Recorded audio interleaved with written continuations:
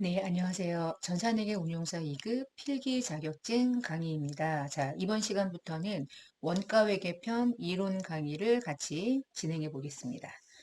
자, 우리 전산회계 운용사 시험은 우리가 이제 재무회계 편에서 OT로 진행해 드렸듯이 2급 시험은 과목이 두 과목이 출제가 되죠. 재무회계와 원가회계로 출제가 되는데, 자, 재무회계에서 20문제 출제되고요. 원가회계에서 20문제가 출제됩니다. 그래서 각각의 더한 객관식 문제는 40문제고요. 이 시험은 1시간 동안 시험을 보게 돼요. 그러니까 40문제를 1시간 동안 모든 문제를 풀어나기 때문에 시간이 다소 부족할 수도 있습니다.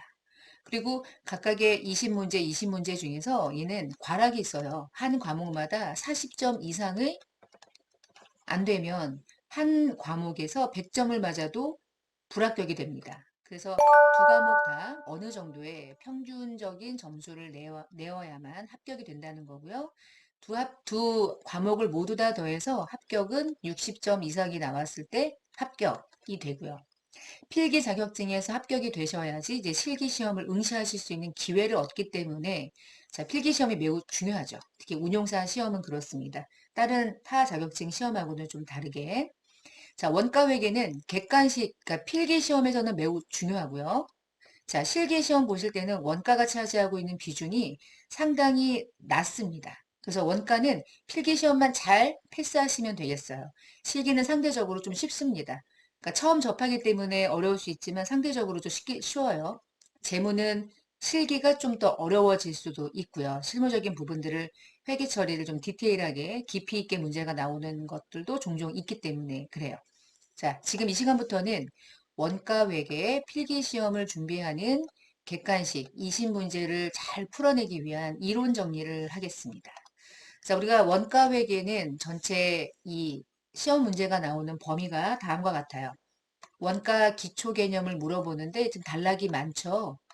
이 파트에서 문제가 제일 많이 나옵니다. 사실은 아주 다양한 형태고요. 원가가 가지고 있는 기본적인 내용들을 이쪽 부분에서 원가 기초긴 하지만 기본이에요, 기본. 여기서 어느 정도 공부가 되고요. 한 50%는 여기서 끝나는 것 같아요. 제가 보기에. 끝나고 나면 그 다음에 보조보험비, 제조보험비 원가를 배분하는 문제가 그 다음에 아마 과목으로 있을 거예요. 그리고 원가는 제품을 제조하는 기업이 우리가 여러분이 지금 여러분 책상에 뭐 컴퓨터를 가지고 지금 공부하고 계시니까 키보드나 다양한 것들을 생각해 보세요. 하나의 제품을 대량으로 생산하는 기업들도 있고요. 뭐 집이라거나 비행기를 만드는 회사는 누군가로부터 주문을 받아서 비행기 한 대를 오랜 세월 동안 그 한 대만 만들어내거나. 근데 둘 다 우리는 회사에서 그걸 제품이라고 부르죠. 만들어내니까. 그 제품을 제조하는 회사가 필요로 하는 게 원가 회계인데 그 원가 회계를 공부할 때 어떤 식으로 제품을 만들어서 판매하느냐에 따라서 원가를 계산하는 방법이 다소 조금 다르게 계산이 돼요. 그래서 개별원가 계산과 종합원가 계산이 원가 회계의 또 가장 큰 축을 이루고 있는 파트이기도 합니다. 그래서 개별원가, 종합원가가 또 시험 문제에 아주 많이 나오고요. 종합원가는 원가를 배분하는 것까지 나오기 때문에 조금 양이 나름 방대하다고 느낄 수 있는데 풀다 보면 또 어느 정도 잘 이해하실 수 있을 거라고 보여요. 어, 원가 회계는 각각의 이렇게 챕터는 되게 짧은데 문제가 20문제이기 때문에 거의 대부분은 계산에 해당하는 문제라고 생각하시면 되겠어요. 그리고 우리가 말하는 원가는 어떤 원가냐? 네 글자로 부를까요? 제조 원가라고 생각하시면 됩니다. 제품을 제조하기 위해서 들어간 원가가 얼마인지 그걸 직접적으로 계산하고 매출된 원가까지 어떻게 계산의 과정에 거쳐 가는지 그 과정을 공부하는 거라고 생각하시면 되겠어요. 자, 그럼 첫 번째 시간은 원가의 기본 개념을 같이 다루도록 하겠습니다. 원가는 암기를 한다는 생각을 일단 버리셔야 되고요. 제조업이 어떤 식으로 제품을 만들어내는지에 대한 일련의 과정을 기본적으로 잘 이해하셔야 돼요. 그래서 제가 중간중간에 제품 만드는 거 막 이런저런 쓰잘데기 없는 얘기들을 하는 이유는 그런 것들을 원가는 막 외울 수 없습니다. 일단 기준이 없어요. 기준이 없고요. 기업마다 다 달라요. 원가를 계산하는 방식은 자기 마음이에요. 누구를 위한 거냐면 내부 보고자를 위해서, 내부 보고를 위해서.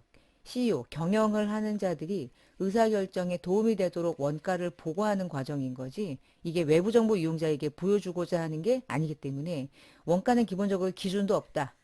중구난방이다. 그럼 중구난방이면 어떻게 공부하냐? 개념을 잘 이해하셔야 돼. 일반적인 개념을 따라서 아 이런 시토를 따라서 제품을 제조하겠구나. 그럼 여기서 중요한 게 뭘까? 원가를 계산해야죠. 근데 원가를 계산하려면 그 원가의 이름들이 좀 필요할 거고 어떻게 얘를 원가를 집계해서 제품의 원가인지를 파악할 거고 이 과정이 중요해요. 그래서 원가는 흐름이 중요합니다. 제품 만들려면 쭉 가는 거예요. 이렇게 만들어지는 과정. 그래서 원가는 기본적인 개념이 상당히 중요하고요. 한 개씩 이제 보겠습니다. 자, 회계라고 하는 건 크게 보면 둘로 나뉘어요. 일단 제품을 만들기 위해서 들어간 원가가 아니라 그냥 외부 정보 이용자에게 우리 얼마 벌었는지 재무 성과 그리고 재무 상태. 재무 성과는 손익계산서일 거고 재무 상태는 BS겠죠. 이런 정보들을 외부 정보 이용자들에게 우리 회사의 정보를 알려주는 회계를 우리는 재무회계라고 불러요. 우리가 재무회계 공부할 때는 외울 거 엄청 많죠. 그리고 과목이 있어요. 그리고 재무제표는 만드는 방식이 있어서 그 방식대로 만듭니다. 그래서 어떤 회계 처리할 때는 그 회계 처리의 정확한 회계 처리를 외우셔야 되고 그걸 이해하고 암기하고 과목을 아주 달달달 외우고 회계 처리가 정해져 있고 그런 게 이제 재무회계인데 그것에 반해서 이제 관리회계로 넘어오면 앞에 원가라는 말을 당연하기 때문에 관리회계는 원가관리회계를 얘기하는 거기 때문에 원가자를 빼고 말해요. 여기서부터 이제 틀어지는 거예요. 왜 원가자를 빼냐라고 물어보면 제 답은 내 맘입니다. 관리회계는 원가를 포함하기 때문에 원가자 굳이 쓸 필요 있어? 그냥 관리회계라고 말하면 그건데. 우리 기준 없잖아. 내부적으로 관리하는 거. 자, 지금부터 그냥 관리회계라고 말하면 그게 원가회계라고 하는 개념을 다 포함하는 거고요. 관리회계는 누구를 위한 거냐? 내부 정보 이용자에게 그들이 의사결정을 하기 위해서 도움이 되는 정보를 제공하는 거예요. 그래서 외부가 있고 얘는 내부인 거죠. 그래서 기준이 없고 의사결정에 필요한 정보를 제공하는데 경영자에게 보고하기 때문에 그냥 내부적인 보고서 하나 만들어서 띡 제출하면 돼요. 근데 띡은 그렇잖아. 그러니까 나름의 양식이 있는 거죠. 나름의 양식. 그것도 정해진 거 없어요. 기업마다 다 다르게. 일단 재무회계랑 관리회계 큰 기본 구조를 잘 구분하시고요. 자, 그러면 이제 원가회계를 이제 구체적으로 들어가면 이 원가회계라는 거는 결국 이건 거야. 이게 원가회계야. 그 원가회계는 뭐 하는 거예요? 물어보면 요 네모난 모양의 예를 들면 흰우유가 있대 이렇게. 흰우유. 그러면 흰우유를 하나당 뭐 500원에 팔아요. 아이고 아이고.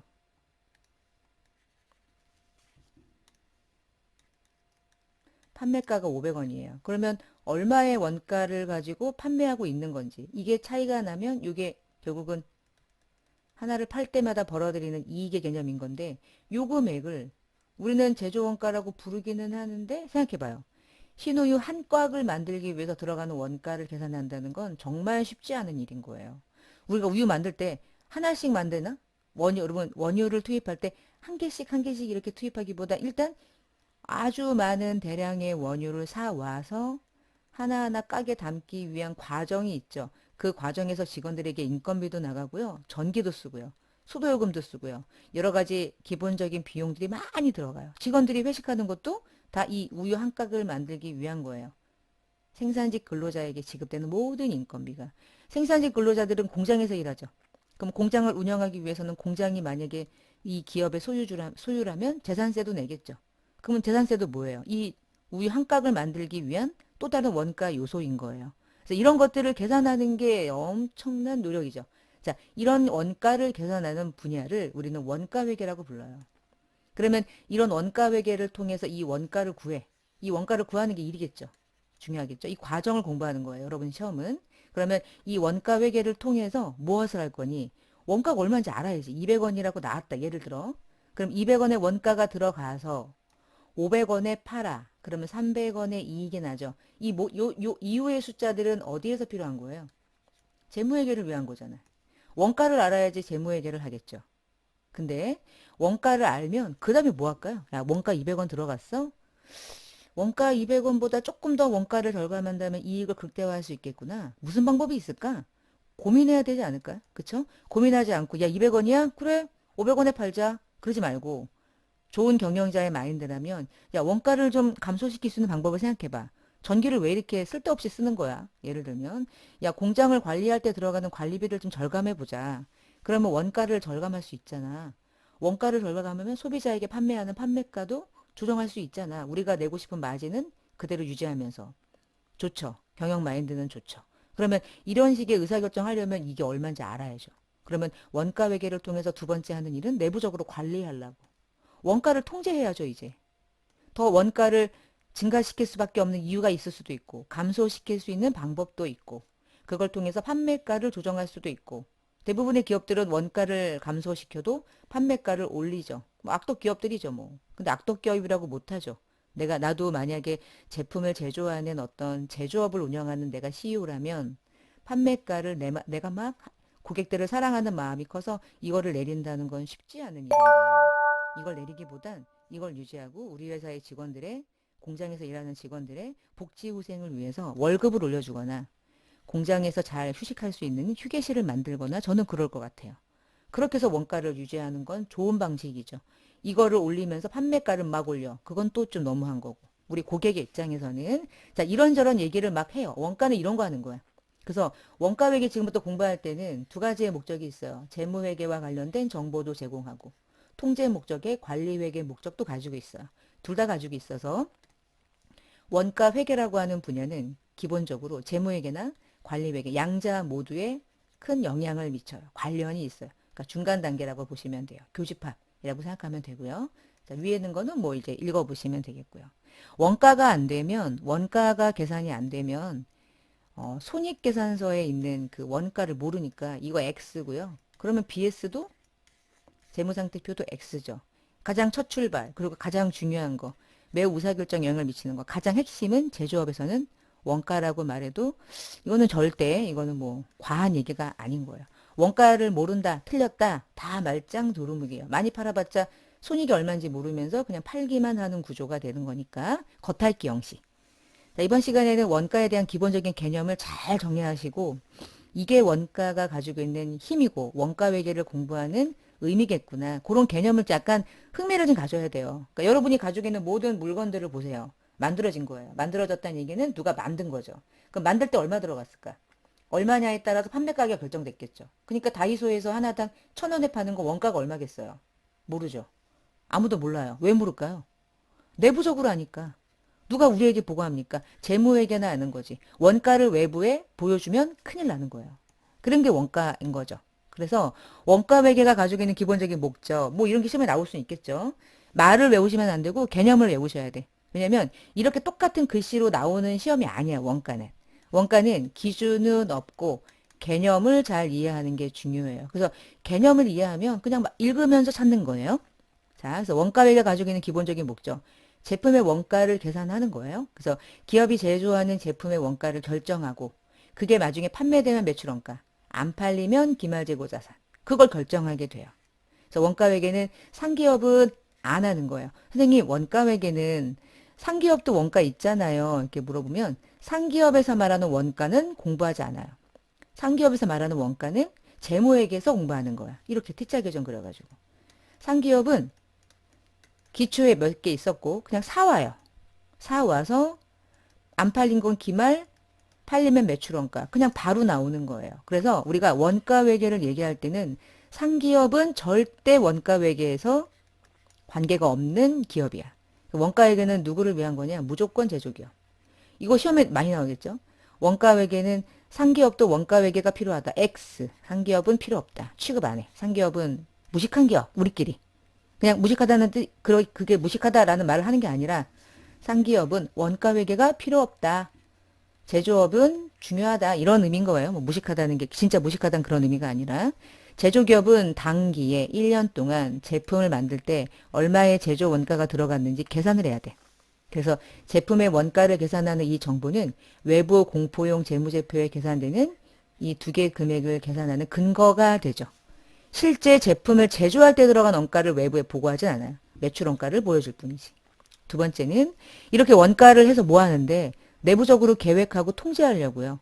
이렇게 원가가 많이 들어갔어? 그러면 이렇게 원가가 많이 들어가서 이 정도 팔렸다. 그러면 그 다음 연도에는 어떤 형태로 제품을 제조하는 원가를 준비해야 될까? 자금과 관련된 부분들도. 공장은 어디까지 또 조금 더 맥시멈으로 운영을 해야 될까?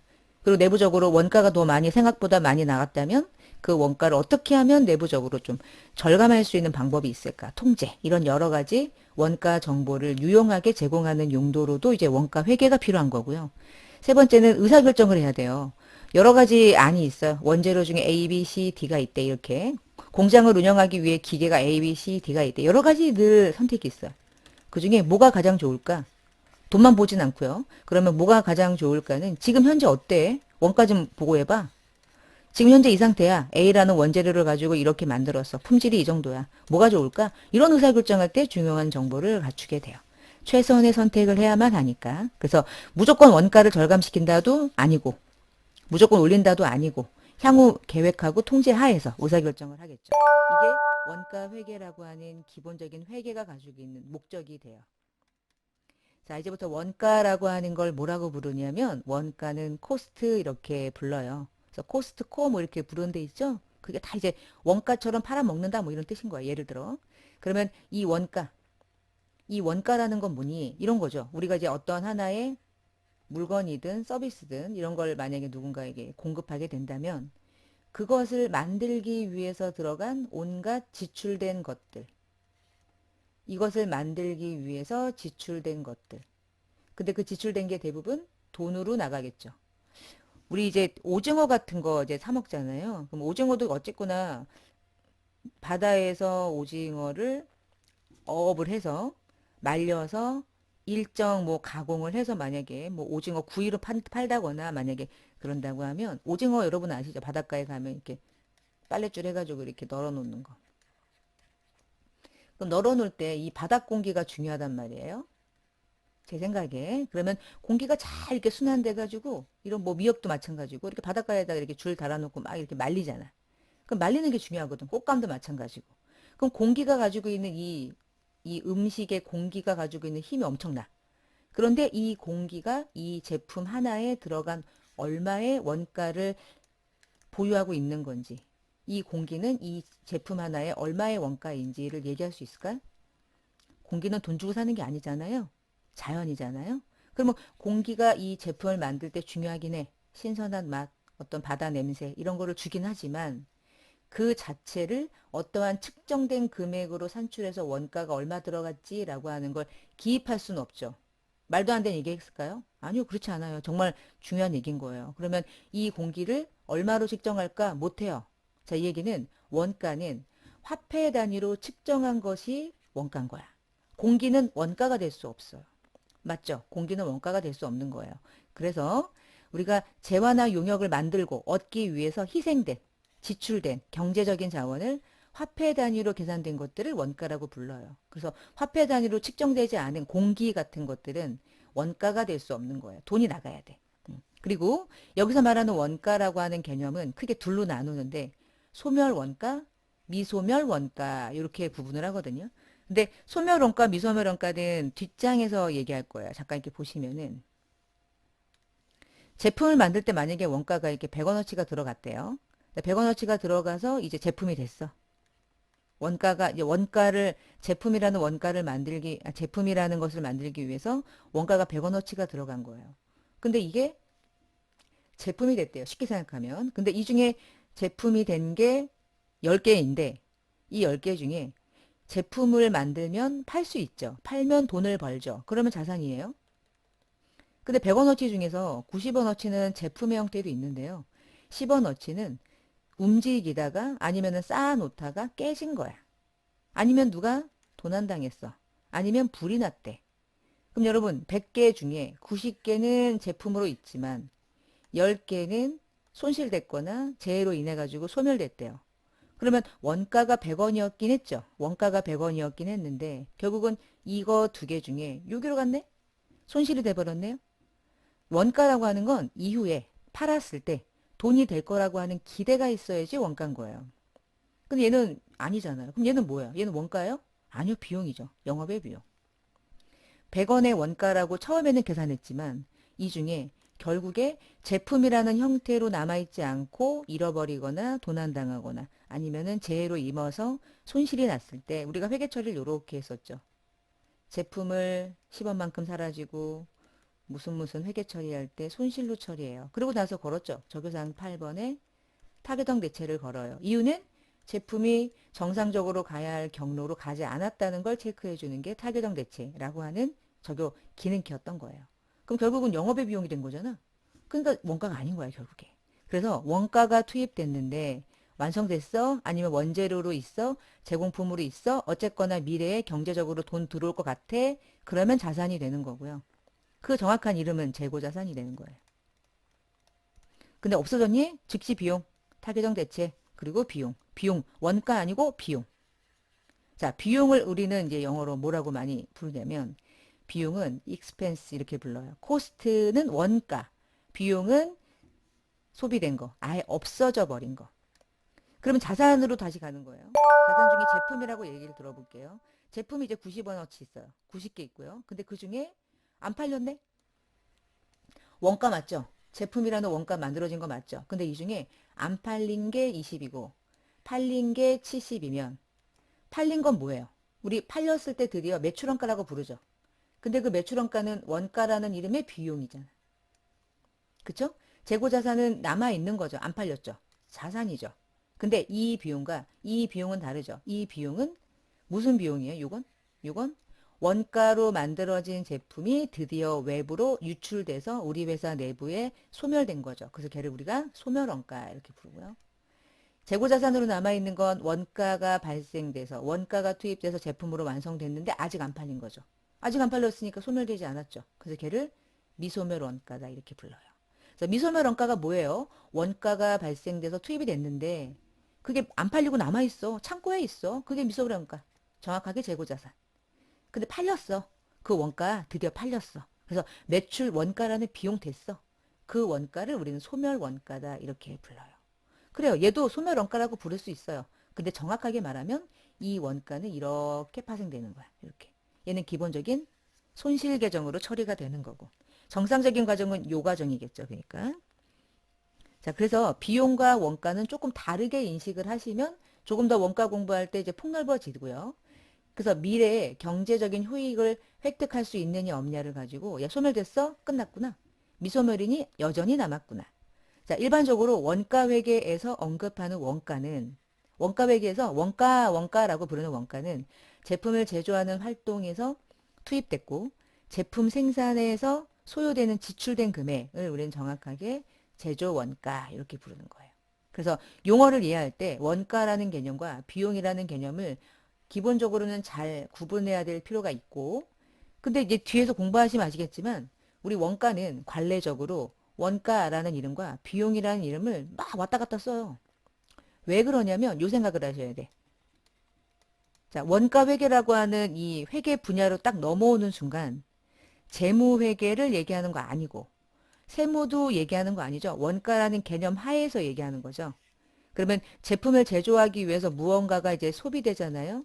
그러면 원가 회계라고 하는 카테고리 이 범주 안에서는 제품을 제조하기 위해서 소비했다면 그냥 그건 이 안에서끼리 우리끼리는 그냥 소비된 비용이라고 불러도 여기에서 부르는 게 아니라 원가 회계에서 부르는 거니까 얘가 비용이라고 아무리 말해도 그게 제품의 원가인 거야. 우리끼리니까. 자, 원가는 정확한 기준이 있어요, 없어요? 그러면 없어. 그래서 야, 비용이라고 불러도 어때? 이거 원가를 그냥 비용이라고 한글로 부르면 어때? 코스트, 익스펜스 이렇게 부르는 거 아니잖아. 우리 영어 아니잖아. 그러니까 제품을 제조하기 위해서 소비한 거라며. 소비한 거니까 원가, 제품을 제조하기 위해서 소비된 그 비용을 그냥 비용이라고 부르는데 우리는 원가니까 이것도 원가 아니니? 꼭 그렇게 딱딱하게 막 이름을 정확하게 막 쪽쪽쪽 쪼개야 되니? 아, 그렇지 마. 그냥 가자. 너무 이상하죠? 저도 이상한데 저는 원가가 제일 좋아요. 그래서 이것저것 유도리가 아주 넓잖아요.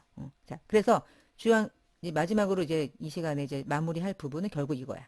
관례적으로 원가나 비용이라는 용어를 그냥 왔다 갔다 써요. 예를 들면 그냥 말도 안 되는 예. 직접적으로 재료가 투입됐을 때 직접 재료비 또는 직접 재료 비용이라고 써도 되거든요. 근데 직접 재료비까지 써요. 직접 재료비라는 이름도 직접 재료 원가라는 이름도 다 같은 거예요. 끝에 B자가 끝났으니까 꼭 복리후생비 같은 느낌이 떠올릴 수 있죠. 근데 안 그런 거야. 우리는 지금 원가 회계로 넘어왔기 때문에 이런 말을 하는 게 아니라 그냥 직접적인 재료의 원가를 직접적인 재료비라는 이름으로 그냥 같이 써요. 아무 상관이 없습니다. 사실은 직접 재료 원가라고 부르는 게 정확하지만 그냥 관례적으로 귀찮은데 뭘 한 글자 더 줄여서 말하자. 직접 재료비. 또 하나 단기 총 제조 원가라는 말을 단기 총 제조 비용이라는 말로 쓰기도 해요. 제조에 들어간 비용, 제조로 들어간 원가, 뭐 같은 거 아니니? 개념이 중요한 거니까. 결론은 용어가 중요하지 않고요. 그 용어가 의미하는 숫자 또는 개념이 중요해요. 그래서 용어에 대해서 암기한다, 강박관념을 가지시면 원가는 상당히 힘들어져요. 지금은 직접재료비라고 불렀는데 왜 정답에는 직접재료 원가냐고 물어보면 할 말이 없어요. 그냥 똑같은 거야. 그래서 결국 뭐가 중요하냐면 직접 재료가 중요해. 결론은 단기 총이 중요해요. 단기 총 다음에 제조 원가라고 부르든 제조 비용이라고 부르든 그거는 A라는 사람과 B라는 사람이 그 용어를 받아들이는 그냥 의미에 불과해요. 그냥 기본적인 영어를 한글로 바꾸면서 다르게 직역한 것과 동일한 결과를 가져옵니다. 자, 그래서 이번 시간에 제가 얘기하고 싶었던 건 우리가 구체적으로 어떤 회계 처리를 물어보거나 계산하는 걸로 들어가기도 않았어요, 아직은.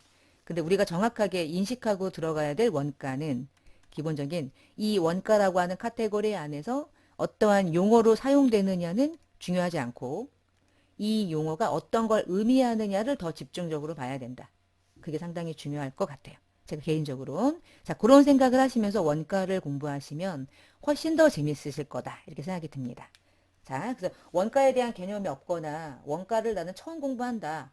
그럼 한번 제가 하는 강의를 잘 들어보세요. 제가 원가를 조금 쉽게 잘 설명하는 편이니까 이게 어렵지 않고요. 상당히 재밌고 살아가면서 또 중요하고 잘 정리하셔서 또 시험도 대비하시고 하시면 좋겠어요.